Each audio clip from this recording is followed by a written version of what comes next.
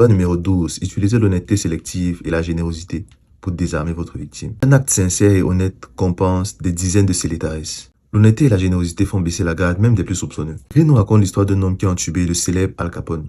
Le monsieur va se rendre chez Al Capone et va se présenter comme étant le comte Victor Lustig. Et il va dire à Al Capone, donne-moi 50 000 $ et dans 6 mois je te ramène 100 000 $. 50 000 $ n'était pas un problème pour Al Capone, mais néanmoins il était surpris de voir comment le monsieur allait le faire. Donc il lui donne 50 000 $ et le monsieur s'en va. Il dépose les 50 000 $ dans une banque et continue de vaquer à ses occupations. 6 mois plus tard, il revient voir Al Capone avec un air serein mais triste et il dit, pardonne-moi monsieur, j'ai vraiment tout essayé, j'ai donné de mon mieux. Et Dieu sait que j'avais besoin de cet argent aussi, mais j'ai échoué.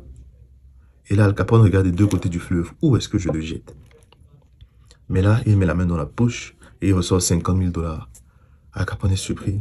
Il dit, depuis le départ, j'ai su qu'il y avait quelque chose de pas net en toi. Je savais que soit j'allais avoir 100 000 $, soit je n'allais avoir rien du tout. Mais ça, et le monsieur tire le chapeau et se retourne en disant, désolé monsieur, j'ai vraiment essayé de mon mieux. Et là, Al Capone lui dit, bon, je suppose que tu avais besoin de cet argent. Tu es vraiment honnête. Prends ces 5 000 $. Tout ce dont le monsieur avait besoin, c'était 5 000 $. Il n'était pas intéressé par les 100 000 $, ni par les 50 000 $. Bien plus tard, on va apprendre que le comte Victor Lustig n'existait pas. Le monsieur avait juste besoin de 5 000 $.